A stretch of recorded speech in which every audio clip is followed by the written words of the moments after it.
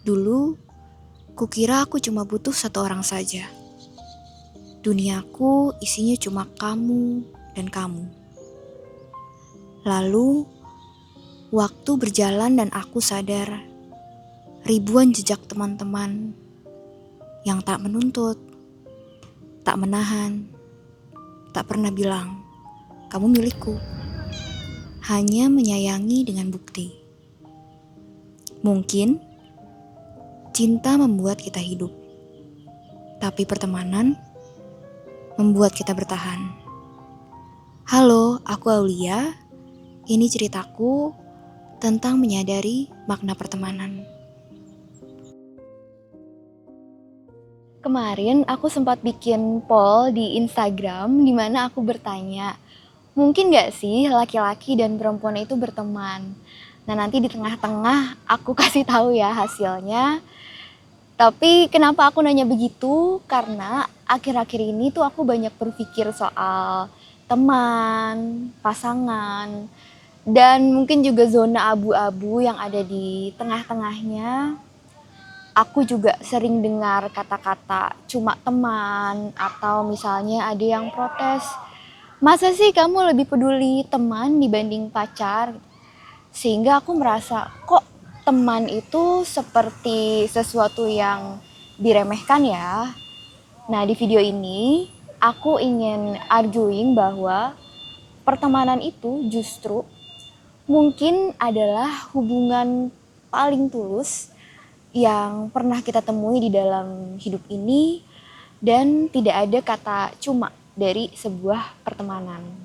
Di salah satu episode itu kan tentang core belief ya, dan aku menemukan bahwa core beliefku itu adalah unlovability. Tapi sampai video itu selesai diupload pun, aku tuh masih merasa kurang puas gitu. Aku masih ingin mencari tahu kenapa aku bisa merasa seperti itu. Dan lebih dari itu juga, sejak kapan ya gitu, apakah aku selalu begitukah? Lalu kebetulan aku sedang ada kesempatan untuk pulang ke Indonesia. Aku coba bongkar-bongkar diary dan juga foto album, jadi aku beneran ngeprintin satu-satu fotonya. Dan ketika melihat itu tuh aku kaget banget gitu. How come I feel unloved gitu. Dengan waktu itu aku selalu merasa bahwa aku dikelilingi banyak sekali teman. Aku sering banget main ke rumah teman, dan karena dulu aku SMA-nya di Bogor ya, jadi aku SMP satu Bogor, SMA satu Bogor. Halo, kalau ada yang teman SMP dan SMA boleh komen. Nah, pas SMA itu aku ikut semacam pencinta alam. Jadi ketika aku lihat hampir sebulan sekali lah minimal itu tuh aku jalan-jalan keluar gitu. Dan aku malah merasa apa ya, I feel more love, more cherished, more taken care of, lebih dirawat juga. Bahkan pas itu. Dan seingatku juga aku terakhir kali ngerasa bener-bener bahagia banget itu adalah pas TPB, ITB. Jadi aku kan kuliahnya di FSRD ya. Di situ tuh banyak banget kegiatan-kegiatan, ya diklatnya lah ya mungkin. Tapi ke acara-acara itu kreatif gitu, bikin-bikin sesuatu, dan kita jadi sering banget tidur di kampus bahkan gitu. Jadi ketika aku melihat ke belakang tuh kok banyak sekali ya cerita-cerita menyenangkan. Sementara pas pacaran itu kok lebih banyak cerita-cerita yang stres gitu. Kok aku malah sedih juga baca tulisanku sendiri gitu ketika aku punya pacar. Di satu sisi aku juga tipe yang kalau pacaran itu bakalan sama pacarku aja gitu. Jadi kombinasi antara akunya juga self esteemnya mungkin rendah, dan di sisi yang lain mungkin supaya supaya lebih attach, pacarku pada saat itu selalu bilangnya bikin aku merasa seakan bilang bahwa dunia ini jahat isinya, atau orang-orang itu jahat gitu, yang baik itu cuma dia doang gitu. Supaya aku tidak meninggalkan dia, atau supaya aku juga tidak memilih orang lain mungkin gitu. Tapi aku mempercayai itu. Dan aku juga sempat ada di fase dimana ketika ada masalah nih di dalam sebuah hubungan, pasanganku waktu itu tuh tidak memperbolehkan atau keberatan lah ketika aku bercerita-cerita ke orang lain gitu, apakah tentang masalah hubungannya atau tentang dianya gitu, sehingga secara tidak langsung tuh aku terisolasi gitu. Jadi aku mengejar feeling love ini di satu orang, tetapi ternyata aku tidak melihat gitu bahwa bagaimana orang-orang di sekitarku, yaitu teman-teman, sudah memberikan banyak sekali cinta buat aku. Kenapa sih aku orangnya overly attached tadi ya? Jadi aku itu merasa aku selalu membutuhkan a default person gitu. Dan awal puisi di awal itu bener-bener pikiranku dulu saat itu. Jadi misalnya ketika kuliah S1 ya, selalu ada satu orang yang aku kintilin gitu. Tapi kalau S1 kan kita ngekos ya, jadi bisa bener-bener dari bangun sampai tidur lagi tuh ya ketemu orang itu juga gitu. Tapi sampai sekarang pun kalau misalnya di Edinburgh, misalnya ada acara rame-rame nih, itu pasti aku juga nempel aja ke satu orang. Jadi kayak dia kayak jadi buffer gitu. Terus kalau misalnya orang ini mau pulang duluan gitu, ayo kita serah terima Aulia Ardista dulu. Biar dia nempel sama yang lain gitu. Jadi kayak gitu aku orangnya gitu ya. Dan aku merasa mungkin dulu ketika ada pasangan, oh aku punya si default person itu gitu. Tapi salahnya adalah aku jadi terlalu mengisolasi diriku gitu. Dan yang bingung itu adalah ketika putus ya kan, aku kehilangan default personku, terus aku mau reconnecting lagi sama teman-temanku tuh aku sempat nggak enak, kayak mereka mau nggak ya terima aku gitu. Dan aku sangat bersyukur sekali bahwa teman-temanku tuh dengan tangan terbuka gitu mau nerima aku lagi, mau nemenin aku lagi gitu ketika aku lagi di saat-saat yang di bawah banget. Dan aku langsung sadar gitu ya, oh ini ya yang namanya hubungan yang tulus gitu. Dan di situ juga aku sadar betapa underratednya hubungan pertemanan ini, dan betapa pandanganku itu terlalu sempit gitu untuk menghargai teman-temanku dan menghargai cinta mungkin yang bentuknya itu nggak selalu romantis juga gitu. Tapi aku sangat-sangat merasa dicintai ketika dulu gitu, dibanding aku ada di dalam sebuah relationship. Aku lebih merasa dicintai ketika aku bersama teman-teman dan sahabatku gitu. Dan satu lagi nih sebelum masuk ke jawaban dari pollingnya, ini tuh nyambung sama episode pertama yang soal merasa sendirian ya. Di situ kan aku mencoba mendefinisikan sebenarnya teman dekat itu apa sih. Untuk sekarang aku bisa mendefinisikan sebagai orang yang kalau misalnya kita ngobrol berdua itu nggak awkward gitu. Udah sesimpel itu ya. Sementara kalau dulu aku tuh selalu ngejar ketika teman dekat itu ya adalah orang yang harus benar-benar kenal, harus bisa deep talk, sharing rahasia, pokoknya punya koneksi yang sangat mendalam lah, soul to soul level connection yang wah intens banget ya gitu. Dan ya mungkin aku kira hal seperti itu hanya bisa didapatkan di pasangan.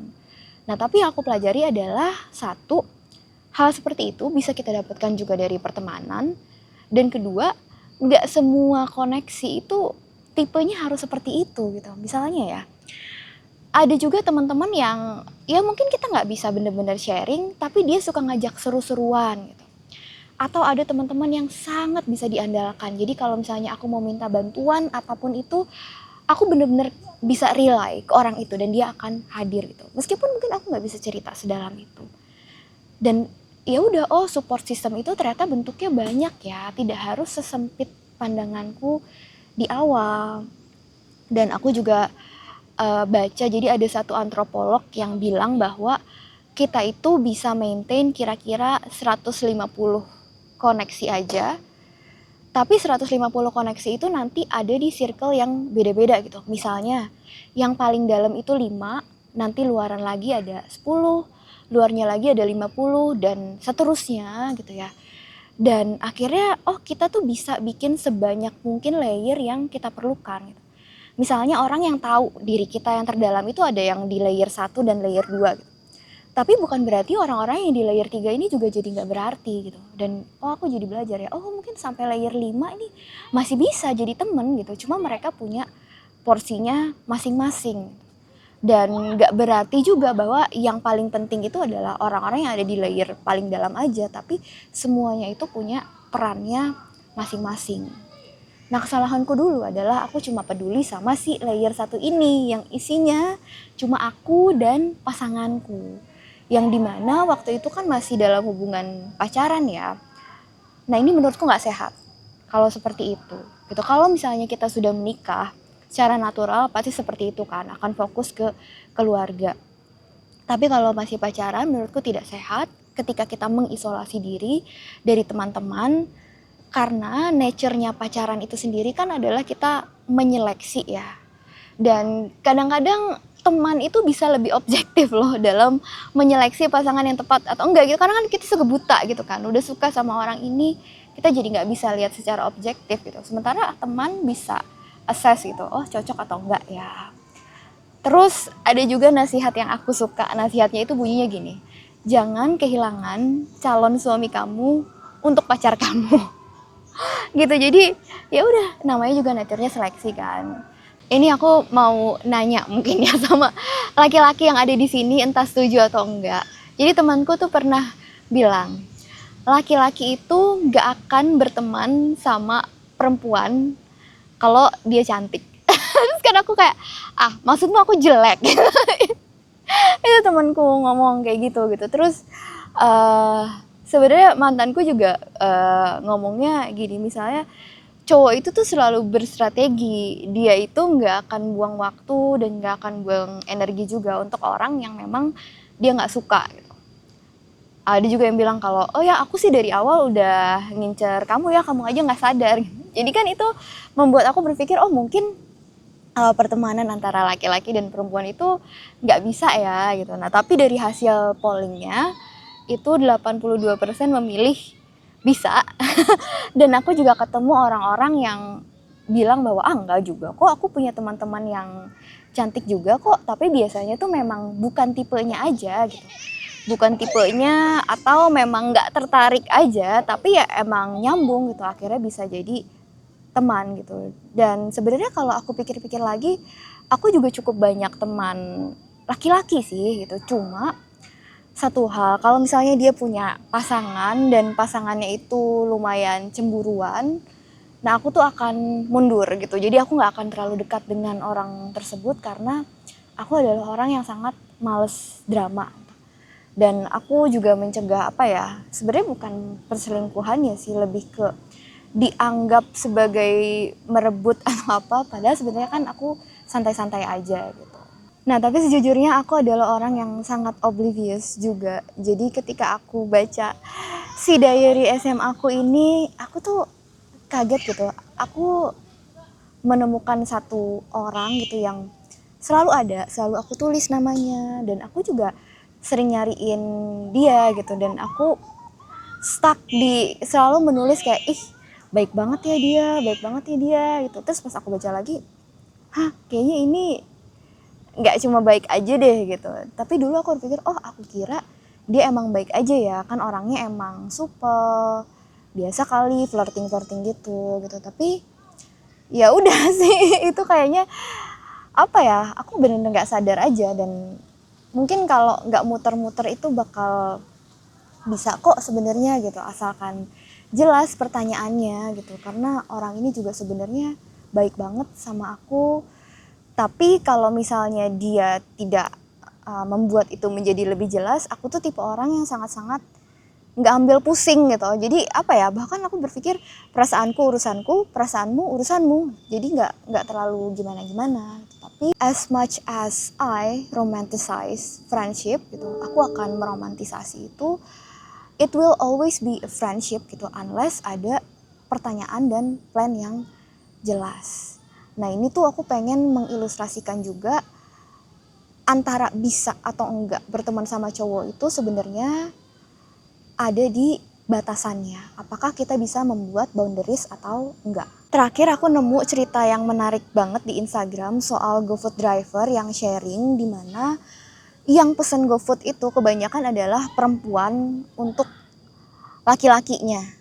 Dan itu konteksnya mungkin pacaran, tapi sepemahamanku, aku lihat orang-orang di sekitarku, nggak pacaran pun banyak yang begitu gitu. Dan si GoFood driver itu bilang bahwa ini perempuan-perempuan ini sadar nggak sih laki-laki ini nerimanya cuma biasa aja gitu, mereka nggak seneng nggak apa gitu, kayak bahkan dia ngingetin gitu untuk perempuan-perempuan mending nggak usah deh terlalu gimana-gimana ke laki-laki gitu. Ini laki-lakinya tuh pada kayak ya udah gitu, nggak merespon juga gitu. Kalau cowok mungkin jadinya apa ya, mungkin jadinya mau disuruh ini itu gitu, jadi berasa dimanfaatin gitu. Dan itu kan semuanya akhirnya balik lagi ke boundaries. Sebuah pertemanan antara laki-laki dan perempuan itu akan berhasil kalau kalian bisa ngatur boundaries sendiri aja gitu. Misalnya apa ya, misalnya oh aku nggak apa-apa deh makan berdua masih oke, tapi kalau jalan-jalan jauh berdua enggak gitu. Atau apalagi misalnya oh aku nggak mau kontak fisik deh gitu. Terus buat aku juga agak susah karena aku tuh orangnya lendotan gitu ke orang. Dulu aku sempet suka meluk orang gitu, suka meluk orang termasuk cowok gitu. Tapi sekarang aku berhenti karena kayaknya agak-agak ya rawan disalahartikan ya gitu. Lagi akhirnya balik lagi kan itu boundaries gitu. Dan tentunya jangan kebanyakan flirting, jangan apa ya ngomong sayang-sayang, ngomong apa ya nikah dan segala macem atau kebanyakan janji. Karena kalau udah seperti itu, ini aku ambil dari beberapa komen-komen juga ya, kayaknya di situ tuh udah masuk ke boundariesnya HTS atau hubungan tanpa status gitu. Jadi kamu harus kasih batasan yang jelas dan tidak berlebihan. Berlebihan misalnya apa ya, misalnya kalau perempuan, oh aku mau baking kue ultah buat dia gitu, jadi aku benar-benar dari awal sampai akhir aku surprisein juga gitu. Coba ini lagi deh, apa itu berlebihan atau enggak ya? Kalau aku pribadi tuh akhirnya sekarang bahkan misahin gitu, apa yang bisa aku lakukan untuk teman, apa yang bisa aku lakukan untuk pacar, atau mana hal-hal private yang betul-betul aku keep as a privilege gitu buat suamiku aja. Jadi jangan semua itu apa ya, bahkan kalau perempuan tuh suka gini, kalau kalian masih pacaran kalian jangan kasih benefit sebagai seorang istri.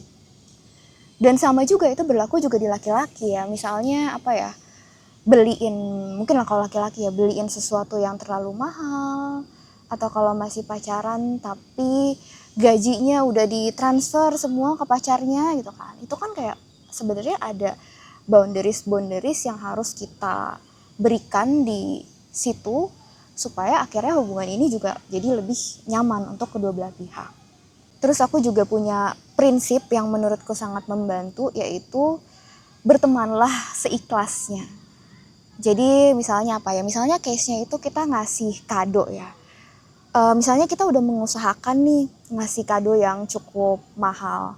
Terus pas giliran kita ulang tahun dikasih kado yang ya mungkin bisa dibilang murah lah. Terus kita berpikir ya gimana sih gitu, kok aku ngasih kadonya ini dibalasnya cuma begini doang.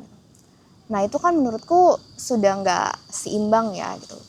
Karena apa yang kita lakukan untuk teman kita itu kita harus siap ketika itu nggak terbalas gitu. Jadi misalnya tadi kita analoginya paling gampang mungkin uang ya. Sampai di nominal price berapa, kamu akan oke ketika temanmu ini nggak ngasih kado balik. Bahkan dia nggak ngasih apa-apa, kamu tuh oke. Tapi itu kan nggak harus tentang uang ya, bisa juga tentang semuanya gitu. Misalnya, oh aku bantuin dia deh, biar nanti dia juga seperti ini gitu. Atau nanti supaya aku diajak ini atau itu gitu.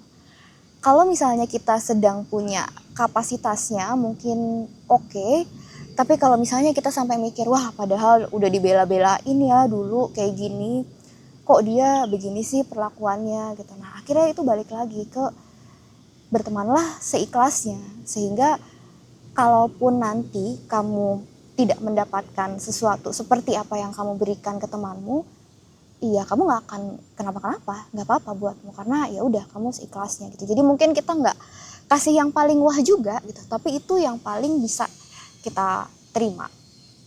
Terus misalnya kalau cerita juga biasanya aku tanya ke orangnya, kamu lagi available nggak untuk dengerin gitu. Dan kalau misalnya dia jawab enggak ya nggak apa-apa gitu, karena kan orang juga punya masalahnya masing-masing ya gitu. Ya mereka nggak selalu ada lah gitu. Dan itulah pentingnya juga kita punya banyak teman gitu, jadi mood kita akan baik-baik aja kalau misalnya si orang itu sedang tidak available gitu. Dan ini juga salah satu kesalahan terbesarku dulu gitu, ketika aku betul-betul menggantungkan semuanya ke satu orang. Jadi ketika orang ini nggak available sedikit, aku akan langsung merasa unloved, merasa tidak dicintai dan lain-lain. Padahal kan ya setiap orang itu kan punya kesibukannya masing-masing juga ya. Dan kalau kita udah bercerita ke teman yang lain misalnya, kitanya udah lega, lo ternyata nggak apa-apa juga gitu ya. Mungkin teman kita baru akan catch up setelahnya. Terus untuk orang-orang yang jawab kenapa nggak bisa berteman antara laki-laki dan perempuan, ada beberapa yang kasih komentar gitu. Jadi biasanya dibilang nggak mungkin, minimal ada salah satu yang suka gitu. Atau dibilang lebih susah sih kalau buat cowok, kayaknya kalau perempuan itu lebih santai gitu. Ya tadi ya balik ke ceritaku juga, sebenarnya aku termasuk orang yang selalu pacaran awalnya itu dari teman yang emang kenal di dalam satu circle gitu, terus ya lama-lama deket, terus oh make sense juga ya. Jadi kayaknya menurutku ya yang masalah itu sebenarnya bukan perasaan sukanya, tapi attachmentnya. Yang bahkan bisa loh kita itu nggak suka tapi kita attach sama seseorang simply karena misalnya kita itu selalu diperhatiin, suka dikasih bantuan gitu, simply supaya kita nggak ngerasa sendirian aja. Jadi bisa juga kita attach sama seseorang yang itu mungkin kurang adil ya. Dan ya udah, sebenarnya kalau masalah suka aja itu tuh santai aja gitu ya, karena rasa suka itu kan kita nggak bisa memilih ya. Jadi datang dan perginya juga nggak bisa diatur gitu. Tapi yang akan merepotkan adalah kalau kita bener-bener mungkin jadi lebih ke obsesi sama si orang ini gitu misalnya. Aku juga pernah lihat post yang aku cukup setuju di Instagram itu. Jadi orang ini bilang orang-orang zaman sekarang itu kayaknya losing the ability untuk doing casual dating. Ya, jadi orang itu cenderung untuk buru-buru minta kejelasan, terus langsung posesif gitu. Sementara yang lebih beneficial itu sebenarnya ketika kita approach dating dan bahkan juga friendship, itu tuh semacam kayak anthropological study gitu loh, dimana kita belajar soal orang lain, kita belajar soal perspektif-perspektif orang gitu kan, dan kayaknya itu malah menarik. Dan balik lagi ya ke prinsip tadi gitu, bertemanlah seikhlasnya tadi. Ya udah, kita juga harus ikhlas kalau misalnya pada akhirnya si sebuah pertemanan ini tidak jadi apa-apa gitu.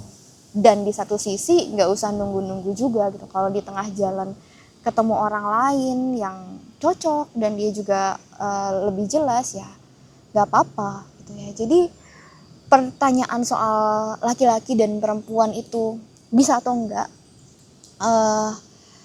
bisa jadi bisa dan bisa jadi enggak. Jadi bisanya itu adalah menurutku ketika kita udah cukup secure, ketika kita udah cukup percaya diri, ketika kita udah cukup rasional dan tahu batasan, itu bisa. Tapi ketika kamu ada di kondisi yang vulnerable, misalnya kamu kesepian, tangki cintamu tidak penuh, atau bahkan temanmu tuh ya cuma dia doang gitu, satu orang ini gitu. Atau ada pemikiran-pemikiran yang tadi ya, yang bikin pemikiran kita tuh sempit, misalnya berpikir, oh dia nih satu-satunya yang ngertiin aku. Nah itu tuh berbahaya, karena pemikiran-pemikiran itu yang bikin kita sangat-sangat attach dengan seseorang. Terus ada juga yang ngomongin soal friendzone kan di komentar-komentar itu. Aku tuh merasa diskusi-diskusi soal friendzone ini balik lagi ya ke mindset umum, dimana bahwa dunia itu selalu berpusat di pasangan. Bahwa sebuah hubungan itu akan lebih berarti kalau pada akhirnya kita itu jadi pacar dan bukan teman gitu. Misalnya kan kalau berdoa pun, seberapa sering sih kita berdoa untuk mendapatkan jodoh gitu. Tapi pernah gak sih kita berdoa untuk dapat teman, untuk dapat sahabat, ya kan? Itu jarang banget. Sampai aku baca satu buku ya, yang ada satu part di dalam bukunya itu yang sangat-sangat ngena buat aku. Jadi dia cerita ke sahabatnya orang ini bahwa dia itu bingung kenapa dia nggak bisa punya long term relationship, selalu pendek-pendek gitu. Dan sahabatnya bilang, kita udah punya relationship lama loh, kita udah berteman sangat-sangat lama. Di situ tuh dia langsung kayak sadar gitu loh, oh mungkin ya the real love story di dalam hidupku ini bisa jadi adalah dengan sahabatku ini gitu. Dan tidak semua hubungan itu harus jadi romantis untuk jadi sesuatu yang meaningful di dalam hidup kita. Jadi buku yang tadi itu judulnya adalah Everything I Know About Love. Tapi dari judul itu tuh ada lanjutannya. Everything I Know About Love, I Learned It From My Friends. Jadi dia belajar dari temannya. Dan aku juga lihat ada buku lain judulnya bagus nih, The Other Significant Other. Jadi di sini tuh dia ngebahas soal bagaimana orang-orang yang memang punya close friend sampai tua, ada tren namanya home sharing bahkan. Jadi hidup sama teman-teman aja gitu. Dan aku juga inget pernah ngeliat ada satu berita di mana ada cewek-cewek di Cina kalau nggak salah, mereka nyewa rumah barengan gitu. Oh ini juga nyambung ya sama friendship itu, ternyata bisa juga dari chosen family. Dan ketika aku ngomong soal tangki cinta tadi, mungkin buat beberapa orang mereka tidak terlalu dekat dengan orang tuanya gitu ya, sehingga ada di kondisi vulnerable juga. Tapi ketika mereka punya teman-teman yang sangat-sangat dekat, support system yang bagus, akhirnya tangki cinta itu pun bisa jadi penuh. Dan sekarang aku merasa ya, malah dari teman-teman perempuanku sih rata-rata mereka tuh bener-bener raising the bar gitu loh. Ketika ngomongin soal ya, misalnya ada orang yang dekat sama aku ya, aku tuh nggak gampang ngerasa ih aduh ini apa ya, ngerasa oh ini sweet banget dan lain-lain. Enggak, karena teman-temanku tuh jauh lebih sweet dari itu gitu. Teman-teman perempuanku tuh jauh lebih sweet dari itu. Jadi aku nggak gampang percaya lah gitu ya di satu sisi. Jadi lebih logis lah, lebih rasional. Dan kayaknya itu juga jadi underrated green flag sih soal pertemanan itu, bahwa kalau misalnya seseorang itu bisa punya teman yang lebih lama dari 5 tahun aja, menurutku itu green flag banget. Karena untuk bisa mempertahankan pertemanan itu juga adalah sesuatu yang luar biasa, apalagi ketika kita masuk ke usia dewasa. Ada juga orang yang bilang gini, dating dengan banyak orang itu bagus untuk belajar. Di satu sisi itu ada benarnya menurutku gitu, untuk tahu setidaknya orang atau sosok seperti apa sih yang kita suka gitu ya, atau bentuk hubungan seperti apa yang baik untuk kita, yang cocok untuk kita. Nah, tapi untuk soal belajar soal berelasi gitu, maintaining friendship itu juga menurutku menawarkan banyak sekali sumber pembelajaran gitu. Nah, misalnya ya di sini kan, misalkan tadi soal circle layer tadi, ada layer 1 itu ada 5 orang, yang luaran dikitnya layer 2 ada 15 gitu. Jadi total ini ada 20 orang kan di dalam situ. Nah, semua orang, 20 orang ini kan mungkin love language-nya beda-beda.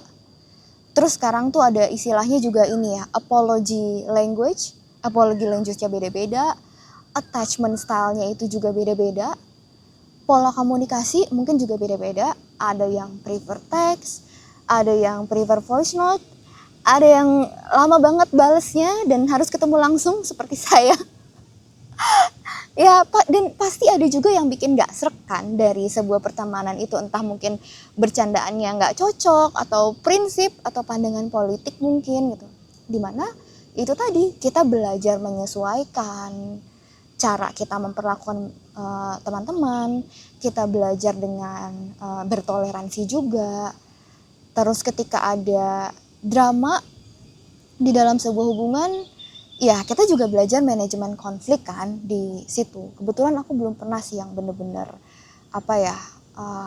besar, tapi aku juga sempat ada misunderstanding sama teman-temanku, sempat nggak kontak berapa bulan, tapi untungnya udah dekat lagi sekarang gitu. Dan di situ juga aku malah belajar sesuatu gitu tentang hubungan. Dan ya akhirnya kita juga bisa menakar gitu ya, kadar dramanya seperti apa sih yang tolerable untuk kita. Karena kalau kita mau hidup kita no drama, itu artinya adalah kita akan hidup sendirian.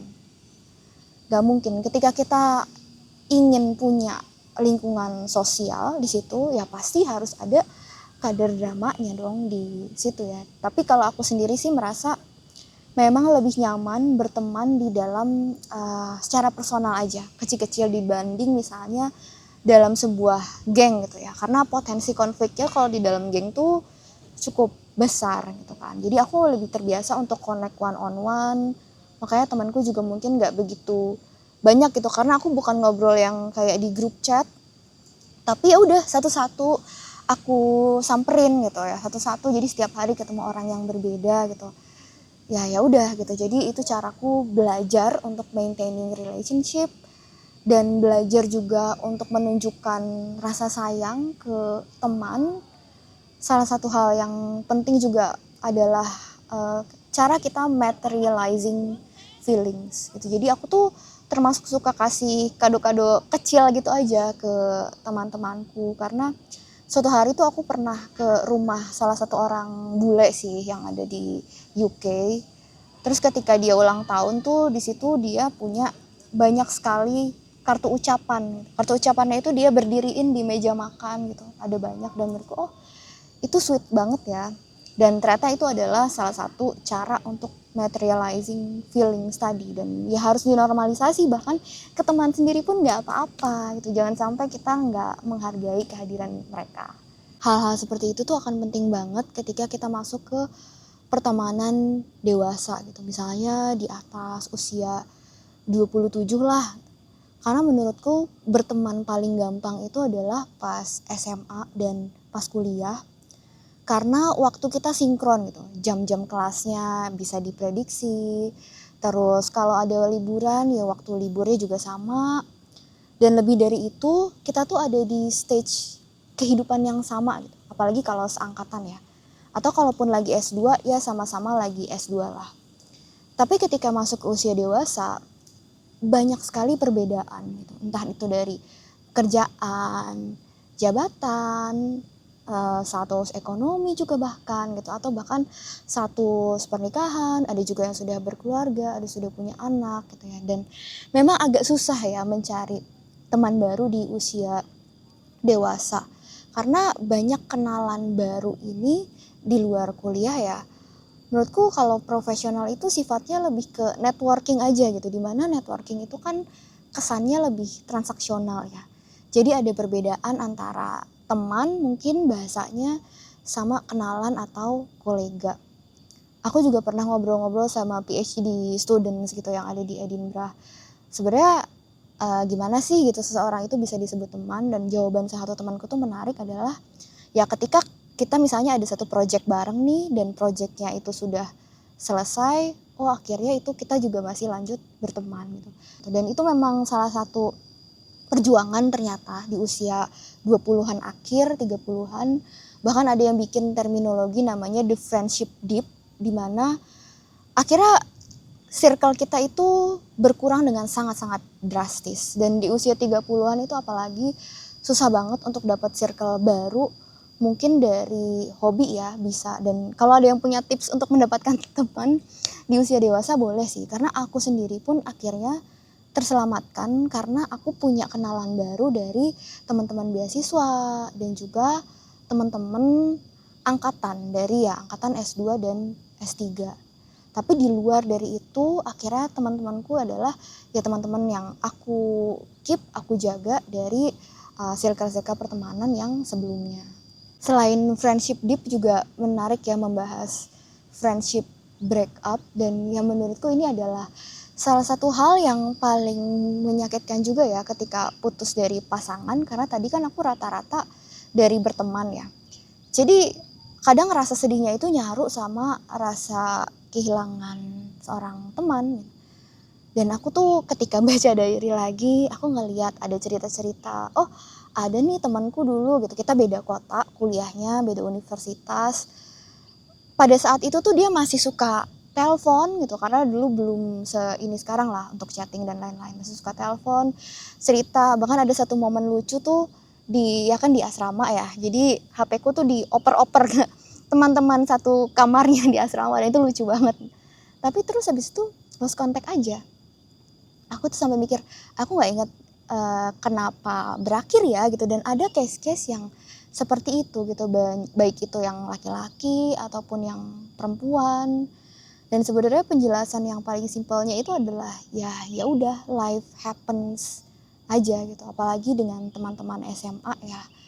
Karena pisah universitas tuh menurutku agak-agak sulit, karena menurutku ya S1 itu tuh bener-bener formatif banget untuk karakter ataupun mindset kita ke depannya gitu. Dan mungkin kita akan cenderung lebih dekat dengan teman-teman S1 kita gitu. Jadi ya akhirnya secara tidak sengaja lost contact.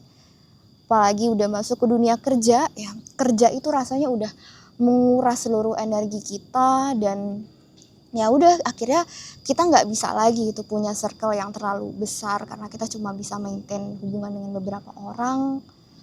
Terus ya banyak life happens juga dari sisi orang-orang itu juga sudah punya keluarganya sendiri. Jadi yang aku pelajari itu dari teman-temanku, sebenarnya yang bikin agak cukup berjarak itu bukan sudah menikah sih, tapi yang sudah punya anak gitu. Karena ya memang gimana lagi ya, hidup kita itu akan sangat-sangat berubah kan ketika punya anak, dan akhirnya perhatiannya harus dicurahkan ke situ. Tapi ya udah gitu. Jadi benang merahnya dari semua ini, aku merasa acceptance is the beauty of friendship. Jadi kenapa di puisi yang awal aku bilang pertemanan itu membuat kita bertahan, karena rasanya di dalam pertemanan itu kita tidak perlu perform yang gimana-gimana, nggak perlu impressing juga, nggak terlalu menuntut ya, nggak begitu banyak ekspektasi. Di satu sisi juga kita nggak cepat merasa yang paling berarti atau yang paling berkorban gitu, dimana itu kan sering sekali terjadi kan di dalam sebuah hubungan gitu. Oh, aku sudah kasih kamu ini itu gitu, tapi nggak terbalas gitu. Dan itu alasan aku merasa bahwa pertemanan itu bisa jadi adalah hubungan paling tulus yang pernah kita temui. Dan itu pun jadi refleksi aku gitu ketika aku menjalani sebuah hubungan sekarang. Akhirnya bisa nggak ya gitu, akhirnya ada pelajaran-pelajaran dari pertemanan tadi. Misalnya apa ya, lebih mudah untuk memaafkan gitu. Karena kan kalau sama pacar gitu biasanya kita ngerasa lebih attach gitu, kita ngerasa lebih punya hak ya dalam tanda kutip untuk marah, untuk kecewa gitu. Bisa nggak ya hal-hal seperti itu tuh di tone down gitu ya, dan sesantai ketika kita sedang berteman. Dan ini bukan berarti bahwa hubungan itu jadi tidak tulus ya, tapi kan orang selalu bilang bahwa pernikahan yang baik itu adalah kalau dua orang itu bisa jadi teman yang baik juga. Dan di satu sisi pernikahan itu kan butuh lebih dari ketulusan ya, jadi malah mungkin lebih kayak bisnis partner gitu. Jadi kan kita ingin creating something together. Apa sih creatingnya? Bisa itu sebuah rumah, keluarga, atau bahkan masa depan gitu, dimana di situ tuh kita butuh strategi. Tapi balik lagi ke puisi yang awal gitu, cinta itu hidup tadi, karena kan creation itu adalah kehidupan gitu. Nah, what a blessing sebenarnya kalau kita punya kedua hal itu di dalam satu orang gitu. Satu yang membuat kita bertahan, tapi dia juga yang membuat kita hidup. Nah, jadi kalau dibalikin lagi ke yang pertama, pertanyaanku soal unlovability, akhirnya sekarang aku sudah puas gitu. Aku sudah menemukan jawabannya tadi, sejak kapannya juga sudah tahu. Dan akhirnya aku malah merasa bahwa oh ternyata aku tidak pernah sendirian ya. Dari segala hal yang tiba-tiba aku pengen ini itu gitu. Tiba-tiba aku pengen pencinta alam, tiba-tiba aku pengen masuk FSRD, tiba-tiba pengen gym, tiba-tiba pengen S3, tiba-tiba pengen bikin channel YouTube bahkan gitu. Selalu ada orang-orang yang bantu, dan aku nggak pernah sendirian di situ. Dan alangkah tenangnya kita kalau kita tuh bisa menempatkan orang sesuai porsinya masing-masing gitu, tanpa kita harus selalu merasa bahwa oh, orang ini harus memberikan lebih dan lain-lain. Jadi ternyata masalahku itu bukan tidak dicintai, Tapi aku yang tidak bisa melihat cinta, aku tuh nyebutnya sebagai cinta-cinta kecil lah atau tiny love di sekitarku. Karena ya cinta itu nggak harus grand juga, romantic gesture yang grand itu enggak gitu.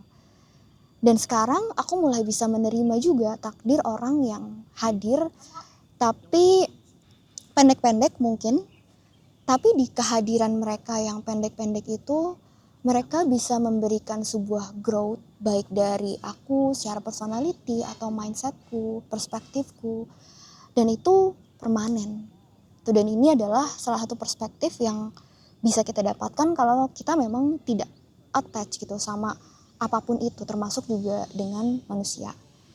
Jadi aku juga punya satu teori di mana kalau kita benar-benar jatuh cinta, kapasitas kita untuk mencintai itu akan semakin besar gitu. Jadi semacam ada spillover effect-nya gitulah. Jadi misalnya kayak gini aja ya, kita jadi bisa lebih menghargai teman, bisa menghargai orang tua, atau bahkan lingkungan sosial pada umumnya gitu. Kita malah jadi lebih mudah untuk melihat cinta yang bentuk dan manifestasinya macam-macam gitu.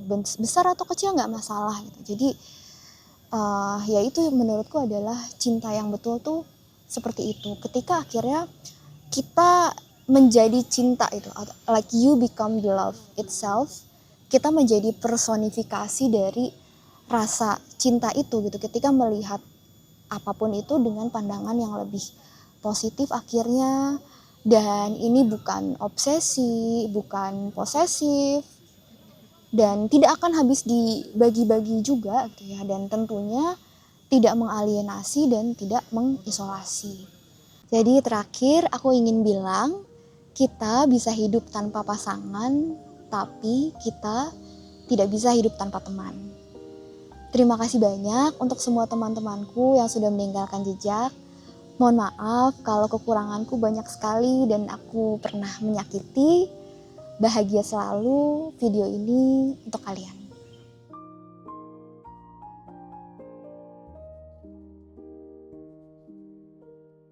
Aduh parah, panas banget syuting di sini.